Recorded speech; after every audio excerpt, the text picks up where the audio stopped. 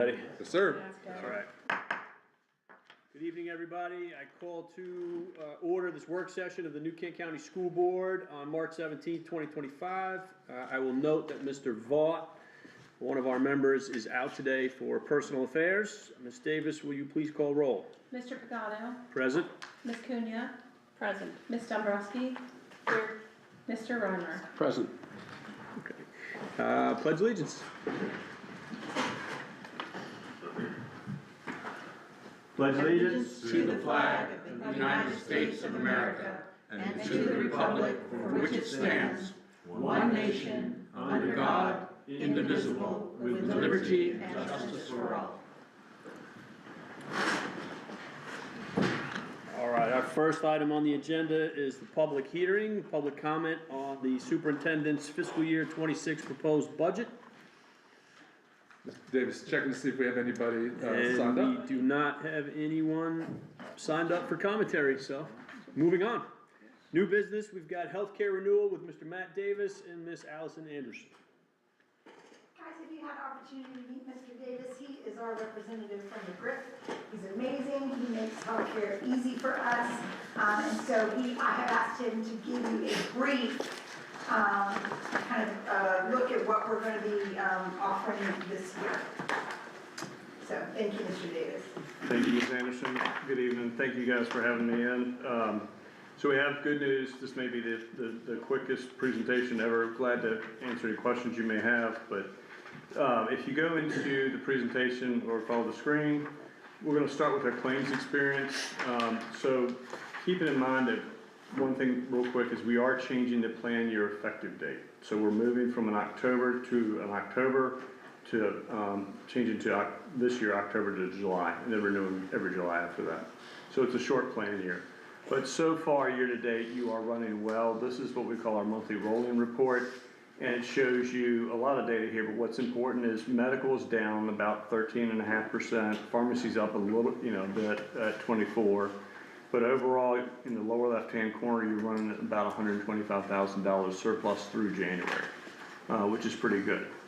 That combined with, sorry, did you have a question? Yeah, I was just asking, could most of the pharmacy be attributed to inflation, or is that not the case? It's mostly pharmaceutical inflation, which is usually around 12 to 14%. Yeah. But it's also, it depends on when people have prescriptions filled, that sort of thing. So it's really a snapshot of how you're doing. Okay. In the short plan year. Thank you. The real information, and this is not a vision test, I promise, is the next page where it gets into month by month claims. And if you look at the far right hand column, and you can see not only this plan year, so October 24 through January 25, very much positive except for October, that was not a good month. But look at the 12 months prior to that, and you can see almost all of them are positive, okay? Then skip it down to the bottom of the page in the blue boxes where it says total PEPM cost. The left-hand side is the current year, right-hand side is the prior year. And that means your overall costs are down about 3.4% from 14,1664 to 13,7362. And board members, we see natural rhythms with our employees just based on being an educational organization. We see more people go to the doctor in the summer. When the plan comes into effect, we see more people, so that October point for us is, all of this makes sense in terms of the rhythms that our employees utilize healthcare. I mean, it really has to do with the administration electing to have influence people to get their physicals through premium incentives, which has really paid off. We did that about 2.5, 3 years ago, and it's really starting to pay off. The next slide gives you claims. It's just a different report. It comes from a different system, but it kind of carries the same message through December.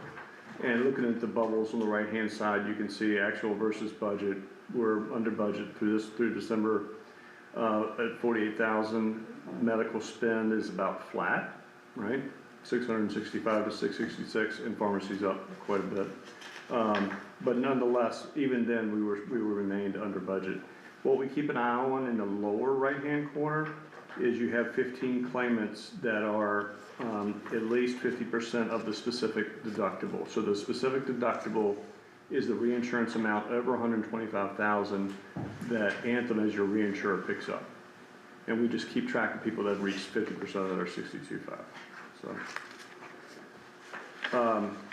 The next page shows you the renewal calculation, and the reason why, and we won't go and get into the weeds, but there's a couple things I wanted to kind of demonstrate. When we say we're recommending a 0% increase on the medical, we're doing it in a very conservative fashion. So the way we calculate your renewal is we look at the prior year claims experience, so prior 12 months. So I can't figure out the calendar, but basically and then the current 12 months, which would be starting in February of 24 through January of 25, okay? When we look at that, we trend those claims forward 8%. Typically what we use and is acceptable in the market is 7 to 7.5%. We're actually using a higher number just to be conservative.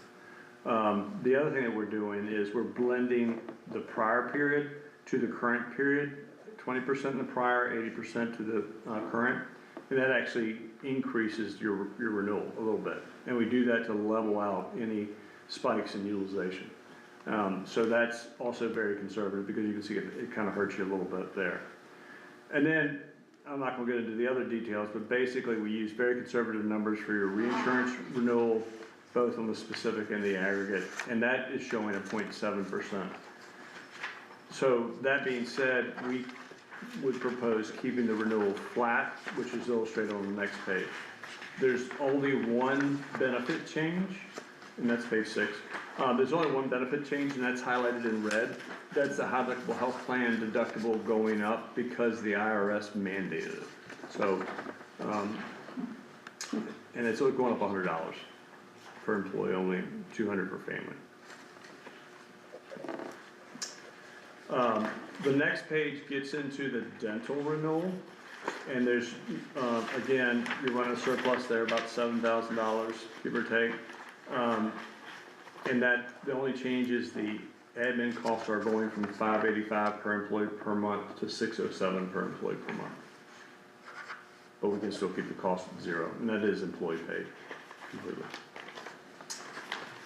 So the last page is our recommendations. On the left-hand side, we have some, really a summary of what we talked about. We are moving to digital ID cards with Anthem and getting, ultimately phasing out paper cards, which most of the carriers have gotten away from already. And then, so the recommendation on medical is no increase to the rates, no increase to the employees' cost or contributions. Same thing on the dental, we recommend no increase to the rates or the employees' cost, which is the same. And the only other change that is not, we haven't talked about yet, is the EAP, the Employee Assistance Program. That cost is increasing from 44 cents to 48 cents per employee per month. That equates to about $1,920 increase. And we would recommend that you take the increase there.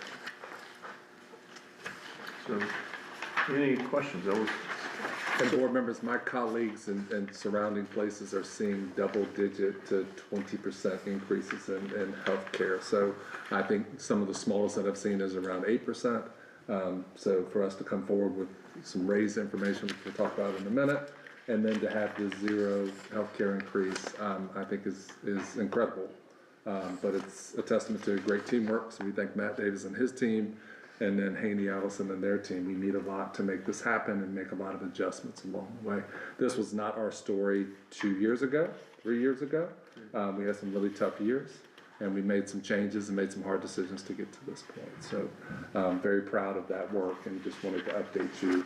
Doesn't technically require action, but wanted to inform you because it's a big part of our budget. The only other question I had is there a measurable way to demonstrate the effectiveness of the program that you implemented for the employee wellness and all that? We do. We look, every year we meet with the clinical team from Anthem and to go through utilization, and we can see the drop in utilization, and we do that usually in the springtime. Is there a dollar amount that can be assigned to that? I can get one. I don't have one off the top of my head. I don't want to tell you something. I think that would be nice to show the supervisors. Yeah, absolutely. I mean, this proactive approach. Just a suggestion. That's a good idea. That way we can say, look, we're managing Yeah. our money prudently. We've done this to help Well, not only that, I mean, we believe in taking care of our employees. We've found some things, and we've been able to Absolutely. take care of employees as a result of it. It's a way to measure what management has done to help manage the budget. And it benefits them. They get cheaper rates if they do their physical and do the. Just a thought. Yeah, It's a great idea. sure. And we could share that during open enrollment because their behavior impacts claims, which impacts Absolutely. costs. Absolutely. And we have, that's why we have all the 10K people signed up, ready to race and get even healthier. Cool. Mr. Davis, on page 4, on top left, we've got current year and prior year average subscribers. So we're up 5 people, it looks like. That's the number of our employees enrolled in the program. Yes, because in the insurance business, we like to use 5 different things to mean the same thing, but subscribers equals employee. Got it, but out of that group, 15 of those people are, on the bottom right there, causing us the most exposure in terms of utilization and expense. Correct, and those would be 15, that could be what we call members or covered lives, so they could be a spouse. or a Spouse, child. right, Yeah. yes. Great question. Did you say that it's moving from July to October or vice versa? October to July. October to July, okay. And then the EAP, is that something that members are charged 100%, and is that per? That's the, Enrolled if I could tag on, just because the board had a presentation through Ms. Anderson, so that's the Employee Assistance Program, Ms. Anderson was, but there's no charge to employees through that piece. Okay. One of the things that we're charged with is doing an even better job of advertising, so our employees could Right. see all the, Right. like there was financial wellness in there was other wellness in there. Yeah. So no, that's, no, not the cost to employees. And their dependents aren't charged anything either? No. And they have access to all, Right. Yeah, and it's per, not incident, per for counseling, it's per event. I'm sorry, I couldn't think of the right word, so. Thank you. But they'll continue, if you needed more, they'll continue it. They teach you how to continue. Awesome. And you make that available to employees whether they're enrolled in the medical or not. Correct. So, Yeah, whether you're in the program or not, so. Does anybody else have any other questions for Mr. Davis? Mr. Davis, thank you very much, appreciate it. Thank you very much. Thank you. thank you. Look forward to seeing you next year with equally good news. Pressure's on, right? Starts now. Thank you, guys. Thank you, sir. All right, moving on to item number 4 on the agenda. This is unfinished business, superintendent's proposed budget update with Ms. Morgheim. All right, as Ms. Morgan's making her way to the table, board members, we've been incredibly busy on the budget front, and thank you for your time and attention in the meetings we've been having. We had a joint meeting with the county on Friday, I believe it was.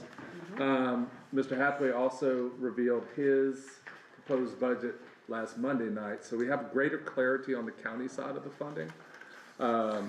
So which leaves us from our recommended budget a deficit of about $450,000, assuming no new money comes in. I strongly believe we should continue to advocate for money because none of these cuts that we will talk about tonight are beneficial to kids.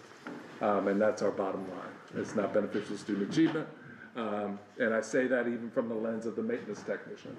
So if we do have to cut the maintenance technician, that's one less hands on our HVAC, it's one less hand on those pieces. So Haney and I have some thoughts.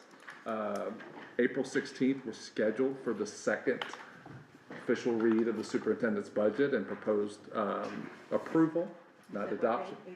April 14th, I keep saying the 16th, but April 14th is the, or is it the 16th? 14th. So that's what we're geared up with, and that's a critical date for us because we'd like to issue contracts shortly after that piece. So we're really working behind the scenes.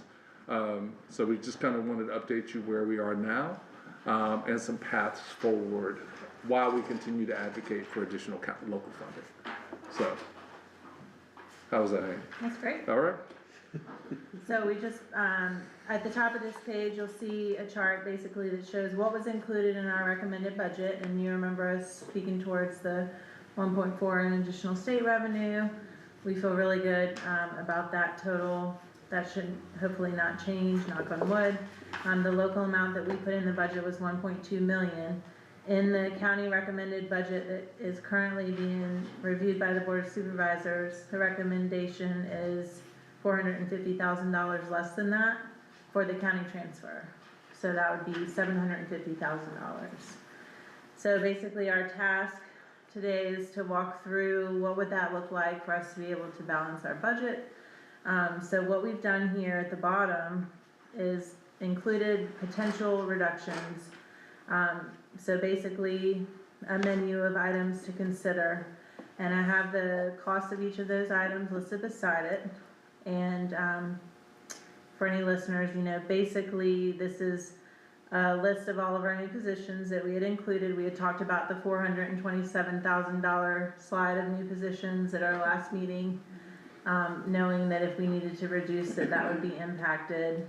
I will say that the bus driver is not on the list because that was not a position that we actually put funding in the budget for. So we will keep that FTE. And the other position that you won't see listed is the preschool position. We do receive state funding for that. There is a match. But we did not believe that that was worth taking both the budget and the, you know, the match for the That expense doesn't out. cover the whole thing. Yeah, And there is a portion that we could save if we didn't have that, but we didn't think that that would be very beneficial. And we're seeing an increase in the number of students, young people who need early intervention, which preschool provides. And opening that classroom at a fraction of the cost because we get funding just gives us a head start. It's not a head start, I should use a different word. It gives us an early start with our youngest learners. So really, I think long run it benefits us to open that additional pre-K classroom. We screened almost 200 preschool students. So I've been 3, 4, following, 5. I'm sorry. I'm sorry, Mr. Member. On Monday, we screened almost 200 families, 200 kids in the preschool screening process. So there's definitely a demand there and a need. So, sorry, Mr. Mr. Runner. So I've been following research on the efficacy of preschool, and some of it's not very good. It suggests that most of the preschool intervention is gone after 2 or 3 years. Are you familiar with any of that, and do you have any comments on that? I think what often happens, and coming from somewhere else where they did things differently, one of the unique things we have here, when you tease out some of that research, when you have a pre-K that's in the same building as your K, instead of a pre-K center, which is complete, you see huge gains in pre-K centers.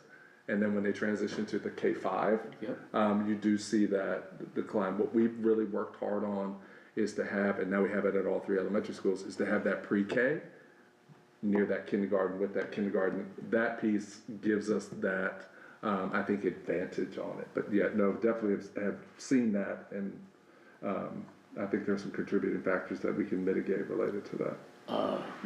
We need to think about this long-term as a board as well. Sure. But just honing in, this is about budget. Yeah, I know. I'm just, Understood. it popped up and I followed the thread, and I will use appropriate means to make it a bit more. And if we were saying a pre-K expansion and it's gonna be $2 million of operating funds to be, Yes. I would definitely, Okay, There's a few items in here that we've added that weren't necessarily in the original budget presentation, so, and I did speak to them. So one thing, if you remember, when I was telling you about new positions, that I did not budget healthcare on any of those new positions. I did, however, have a budget for healthcare on vacant positions that we have, or positions that are being filled with someone who's not necessarily a full-time employee. Think of a long-term sub or something of that nature. So what I did with the great information that Mr. Davis shared with us was really go back and look at, could there be a little bit of room? It is not as conservative as I would like it to be, but I am comfortable with it. I've added on here to reduce that projected healthcare on some of our open positions. This looks like a big number. It's $99,372. That's about 7 people. So, and that's a little bit scary, right? Because that just tells you if 7 new members elect healthcare, that we also could see an additional expense. Thankfully, we have a self-funded, self-insured plan that, you know, can afford us to have those options, but And I will tell you, board members, every single thing on here, I would sit here and advocate for strongly. Most of these were in our budget last year too, and if they don't get in this year, I promise you, they will be at the top of the list. We've done an incredible amount of work, which I've shared with you on the assistant principal at the high school. I feel strongly that we need a third assistant principal at the high school. The demands and what we're trying to do with the 3 E's and the increase, like, I absolutely believe that is necessary. But I'm also coming to you tonight going, I don't think it's gonna make it in this year. My priority is gonna be the classroom first. I think we have a couple positions that, it may say, this teacher, but it may end up being a special ed teacher, or it may end up being a high school teacher. And so Haney and I are trying to carve out a couple teaching positions that we can just utilize with the change in population and the change in, where kids are and what they're taking, so. Mr. Reiner? Yes, Haney, you talked about being very conservative on your estimates for the attendance.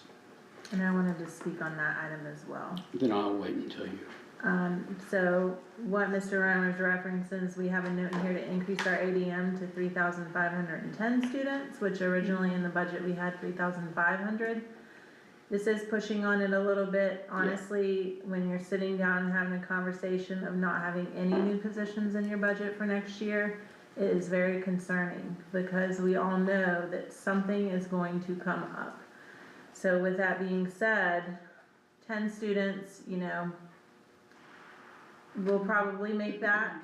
I like to have a little bit of wiggle room. But pushing on that and pushing on the healthcare, my recommendation, and just like Dr. Nichols was just speaking to, really these positions that we are able to hold on to, we might need a minute to really look at that and make sure that's where it needs to go. This maintenance technician, we're not recommending that we cut that position, but we are recommending that we hold on that position until we feel really good.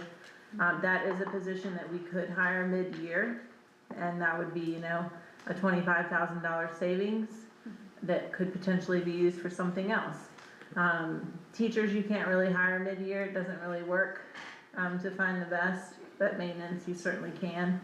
There's another position on here that we can speak to, a vacancy that we currently have. That's another one that we looked at, a mid-year position, and that would be for special education. That was our executive director position that we had open. We have a strong belief, board, and you've probably heard me say this many times, when we have a vacancy, we don't just fill it. We sit, we reanalyze, we make sure it's what we need. So we've been holding this one for several months, and Dr. Young's doing an incredible job of leading that department. I don't want to hold, but I think it may be necessary to hold that, and you'll see it again next year as a budget, or we try to do something mid-year. Like I said, none of these are ideal scenarios that we're looking at. We also have the 1% step for teachers on there. We'd really like to do that. That's $205,000, but we have it on the board. Because at the end of the day, at some point, we'll have a final funding number and we have to balance. So. When you're looking at 450 to cut, 200 stands out. But that is not one, that we would recommend. We are really trying to support keeping that in for our teachers. And I sit here staring at Dr. Young, and this is hard work that we're doing, and we absolutely need these positions, and we need these support positions. And remember, there was $2 million worth of positions that didn't even make it into this round that we also believe that we need. And we will always do the best that we can and do with what we have.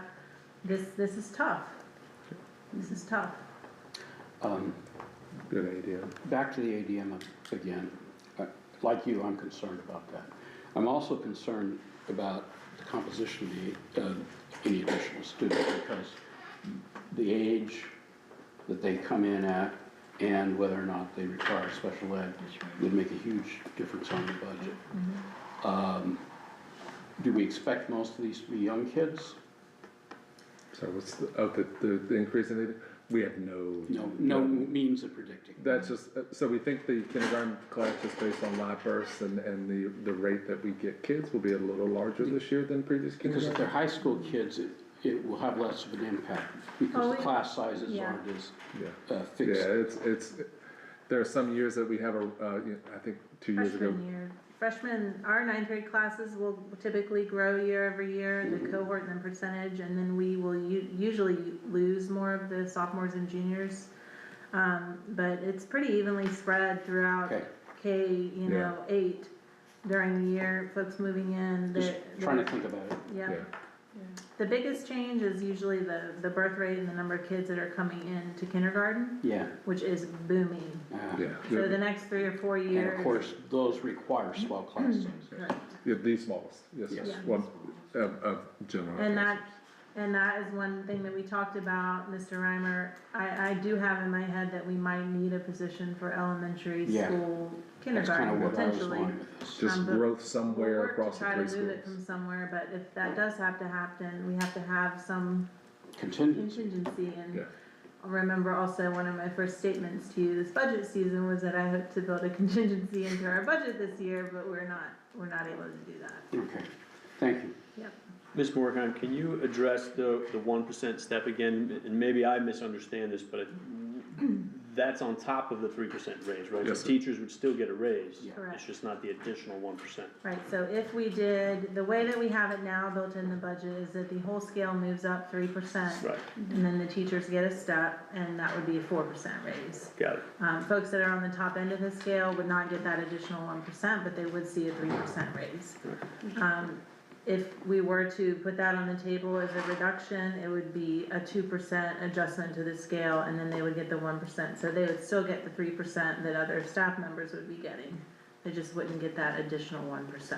Understood. So as it stands now, Dr. Nichols, we're short this $450,000. Is there a potential, are there potential alternative sources of revenue from the county that may land? So I think, we stayed for the next session, which I think they were hoping to get some insight on additional revenue coming in. I think that is certainly a possibility. We've seen that happen because I get personal property and real estate mixed up. There are revenues Sales. that have not yet been established. They've been Right. projected, and Newcastle County is typically conservative in its projections, so I think that the potential's there. I know the county's also wrestling with tax increase and kind of how all that is connected. So my intent is to continue to strongly advocate for additional local funding, because I think if we were able to, even if it's not the entire amount, if you look at the allocation for a teacher at 75 or 80,000, even if we're able to get that, or 160, those are 2 more positions that we can put in the classroom and support schools. So I mean, I think every 80,000 is an additional teacher with benefits that we can utilize and would love to have. So that would kind of be my priority. Teacher with benefits, Yeah, but not healthcare benefits. correct. Yeah, teacher VRS It would and be those more like benefits. 94 if we were Yeah. doing that. So if we needed to cut more, the thing that you have in mind right now is the open special ed position, right? Yeah, so when we look at potential considerations, so Haney and I did some math to get us to that amount. Now, this is by no means the answer. I We just- understand. We like to come to you with solutions, so that second column is a method to do it. I'll say again, just for the audience, I don't love any of it, because I could sit here and argue why that gifted teacher is absolutely necessary. And we'll load this up into board docs Yes. right after this meeting or tomorrow Thank morning. This is hot off the press. So the assistant principal piece again, the special ed support, we talk about that all the time and how, pulled we are with that. The maintenance technician, like all of those are vital, but yes, sir, the column on the right, we wanted to share with you as a possible avenue. And then if we were way off track with that, or you guys wanted to kind of push in some different areas, we have until the 14th. But the second read, yes, ma'am? I have a question. So I see that with the mid-year potential for the special ed hold. The total is 169 and then the potential is 102, so it's like a difference of 67,000. What is that difference there? So that is really looking at the original salary and benefits that we had on that position, Ms. Pena, and lowering it a little bit in line with what we thought the market might be for that repurposed use of that position. And then taking that and providing a mid-year salary, on that new figure. So you'll see the savings is a little bit more than half of that number. So potential mid-year hire at a lower, a downgraded position. And So- the only other, something that might look strange to folks that don't understand, the secondary teaching position, that is not the 75,982, and the reason why is because what we did was we looked at a paraprofessional position that we could offset to put in those roles and responsibilities into that new position. So we saved a little money right there. I'm just curious, they had mentioned $1,000 bonus, one-time bonus. I don't know if, do you know if that went through or? It's in there right now, going for approval, and that is actually an FY '25 revenue line item that we would possibly receive So this year. in June. So with that though, would definitely be some additional funding if this board chose to provide either all SOQ funded or all staff with that type of a bonus. So that would be another conversation that we would be having about how do we offset that expense at that time. Because the money we get would not cover all employees, it would not cover all teachers, it would just be the SOQ part of it, so we would need additional funding. And we could do that various ways, because it would be one-time funding. The difficult part in this is year after year funding, whereas the bonus would be the one-time. So we can navigate that with you guys once we get great Is clarity. that the one you mentioned the other day that requires a local match? That one does not. Well, local match in the sense that we would have to add to it to make everybody, to make That's the the, difference, so oftentimes you'll see the state say, oh, we're gonna give this or that or whatever, and you do have to provide a local match to be able to receive the revenue. So there's nothing that we have to do to be able to receive that Gotcha. revenue, but there is additional cost involved and what the Understood. recommendation is that you're using the revenue for. we do have a safety security grant out there that would require a match related to it, if we'd be able to get it. Those are a couple things that got cut that we still feel that we need, we're just pursuing alternative funding sources. I have one more question. So are we set on, so we're not getting any more federal funding? Do we know if we're getting more federal funding? Is it a possibility to offset? No, we're pretty much, we have everything built into the budget that we do believe that we'll receive. Dr. Young is bringing a plan to you, I believe, at the April board meeting for our 6B funds, which is our biggest revenue Special, source. And there will be an increase in that once the award is made for the new year, but it won't be significant. It certainly wouldn't be like add another position or anything. But it would be helpful in the salary increases that those employees would have in that budget. And then you'll also see the rest of the title funds coming through, Mr. Miller. Yeah. Coming through. Now, the second part of your question, Ms. Cunha, if I understood it correctly, we still feel confident we'll get those funds.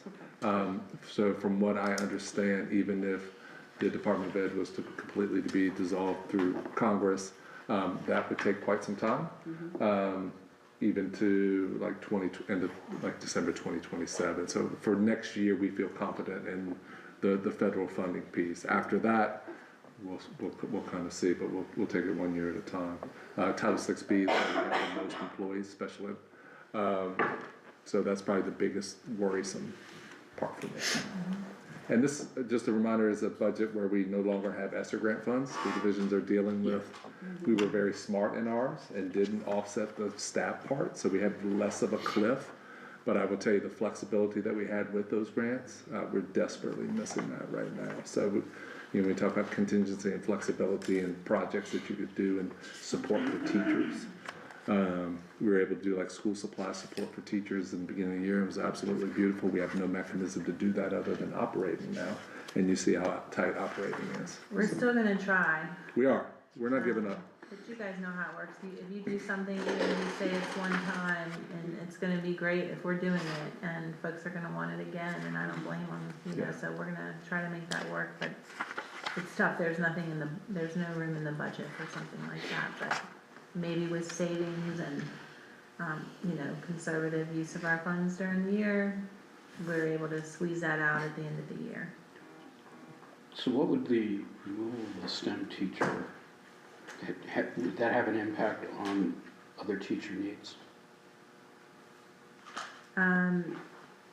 Well, it would depend, I think, if you switched it with something else, or if you took it out I and, was thinking, I'm worried about the ADM estimate. And the number is pretty close, right? So, If we didn't, fill that position, would we require another position to be filled, is what I'm asking. Are we robbing Peter to save Paul if we were to eliminate that? so that's why, and I didn't write it on here, Mr. Reimer, but I do think it would be smart if we almost even consider these positions as a superintendent's reserve. So Yeah. for example, we have a maintenance technician position, and we're saying, let's hold it for a minute and see what happens. Let's say it turns out that we need another K-5 teacher. We Gotcha. may, as a group, collectively decide, okay, well, we can hold another, 6 months, and we're gonna have to hire a K-5 teacher and use that funding. Does that make sense? It sort of So does. same for the STEM teacher, if we have kindergarten enrollment. You're basically swapping your contingency line item. so I think what you're proposing, or not proposing, but the question you asked, Mr. Reimer, is to move ADM to 3,500 and eliminate the STEM position, so not use it as a complement Yeah, or but- reserve. and I'm asking, is that gonna have an impact? Would we need another teacher then, or would we be able to go forward with that? Just thinking about it. Yeah, no, I think that's really what this work session is about, in the conversation related to budget, so, when we come to you on the 14th, we have all that in mind when we ask for approval. So, Okay, and we'll keep working through it, it's, And both other elementaries have STEM teachers already. correct. Currently. So, and initially George Watkins was gonna have a STEM teacher, and it was converted to a special ed teacher because the need was greater there for that piece. So that was an example of that in action, so, and that special ed teacher is still needed, so we can't shift it back. It has to be this piece. and the on-site substitutes saved us money. It has saved us heartache and headache for Yeah, sure, yes, sir. I understand that. The sub-budget, I think is, Haney can talk to a little bit, is harder to quantify, each year is, Different.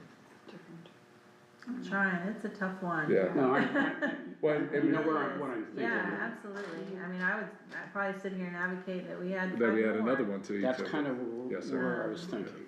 Not only that, but I think it really helps to have those long-term subs, because they become familiar with the day. Absolutely. They become more productive. Well, and I see them in action every day. I mean, they're like a Swiss Army knife. They come in the office, they look at that board, and it's like, oh, I'm doing pre-K, oh, I'm doing fifth grade, oh, I'm doing chemistry. But they know the kids, they know the routine, they know how, they know the schedule. It's beautiful. So, yeah. That's another thing that didn't quite make it into our recommended budget, but we would love to see it. They're invaluable. And it's too hard to quantify it differently. The only way really, I think there's a couple of variables that we could really look at. I don't know if it necessarily would give you a very concrete answer to that question. We could certainly, I could show you Okay. what we have. Once again, just trying to cover the Absolutely, yeah. ideas. Our family medical leave numbers vary drastically per year. So for various, it's a big, so it's another piece of kind of, Yep.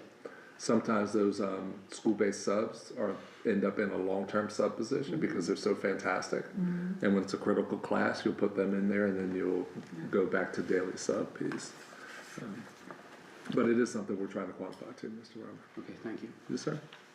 Is there anything in the potential consideration column that you all have heartburn with or wanna discuss further or would like to change? I do want to bring something back at our next meeting for you to approve. So without any further conversation today, this would kind of be what I would have to go on.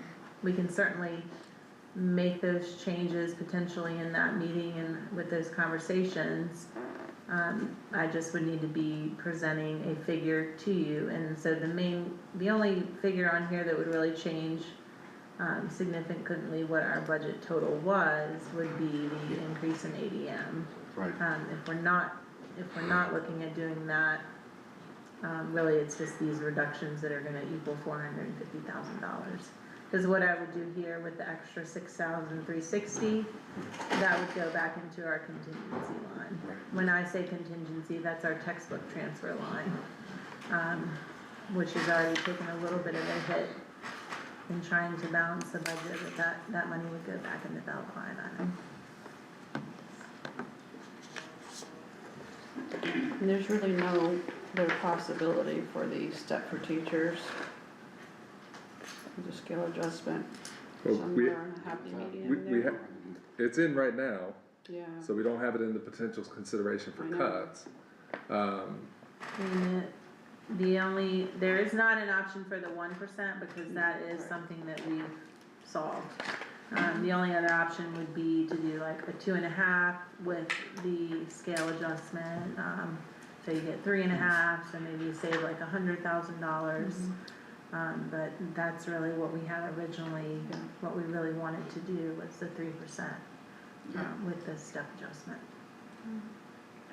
So I have a couple of questions. I guess the first one is kind of what we talked about before, and maybe renaming this sort of the superintendent's reserve, right? So it's a matter of acquiring the funding. Yeah. The funding is not tied to a specific label on a position, right? We can use the funding if we didn't want the teacher, but we want the maintenance tech, we could still use those funds to accomplish that. We're not boxed in. So formally, I would still budget the maintenance technician. It is under a organizational code in our budget Okay. structure. Right. So That's what- it is, a maintenance line item with a salary line item attached to it. Got it.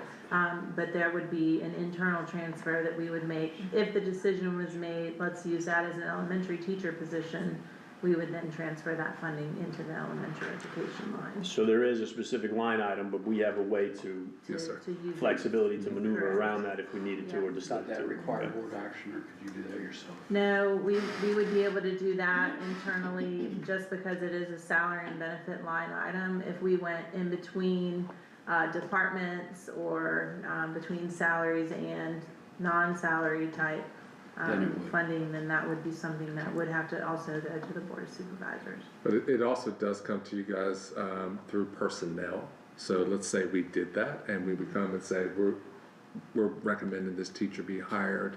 We give the backstory with it. This was Right. initially this piece and we read that. So in the process, no, but the end result still comes to the board for Yeah. approval and the backstory as well.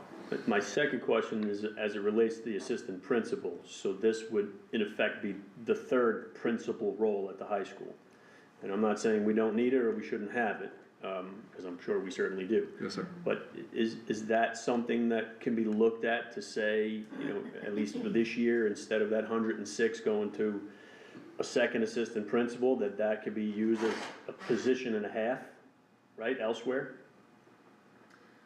Well, right, It's already on right now we're actually have it on the cut completely to balance. But to your point, yes, we could, if we were able to have the funding related to it, we could look at it as, almost a maintenance tech and a teaching position. So as far as total sum, right now we have it out as far as balancing.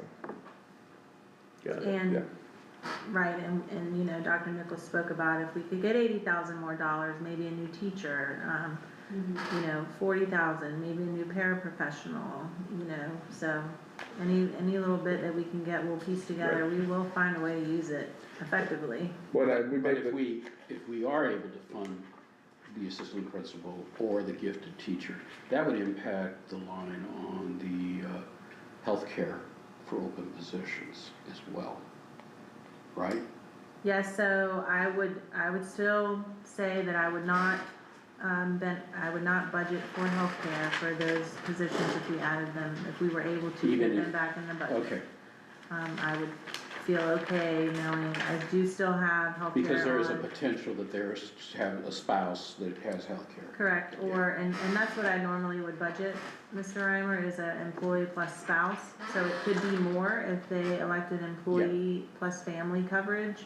It could be less if they elect employee only. When we have open enrollment, those types of changes are happening with everyone.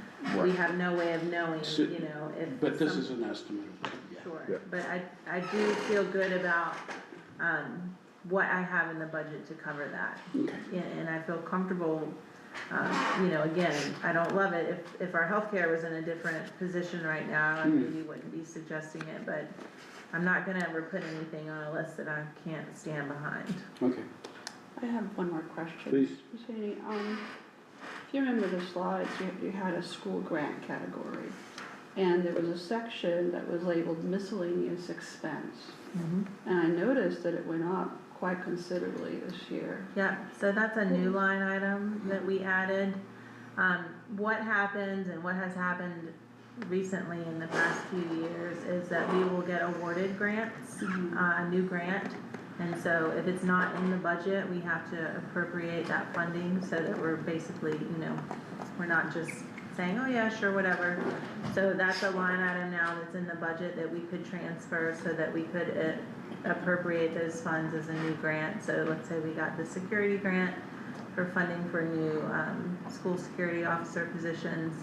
That would be something that we could come notify you all and then transfer that funding into the appropriate line without having to go through an entire process of appropriating brand new Wouldn't the funds. grant provide the funding? That's the part that There's I'm always confused matching about. funding Yeah. related, so Budget no is- grant, Okay. very few So- grants, Ms. Cunha, is Okay. 100%. Like this, Gotcha. this security grant that we're looking at, Right. so our local composite index, 0.43, so that we would be required to have match that part of the grant. So, Just because something is listed in the budget as a revenue line does not ensure that we are receiving Okay. it. Does that help? Yes, because when I saw And that goes both ways, general fund 2,804% and- increase, I'm right, like, what's going yeah. on there? Okay. That's just a holding place for revenue. Same with, we feel very confident in our state revenues and our local revenues and things of that nature, but, grants are completely yeah, different. school, and they're all different, school-based mental health grant, which we still have a couple years on that, we have to pay 25% of that locally. So even though it's a big grant, we get a lot of money for it, there's still a local share, kind of that skin in the game, you're gonna contribute as well, to make it work, so. Thank you for Yeah. explaining that Yeah. to me. Anybody else have any other questions of Ms. Morgan? Yeah. Thank you very much. And if we have other brilliant ideas, we will bring them to you in between, so Yeah. we'll keep working on it. So,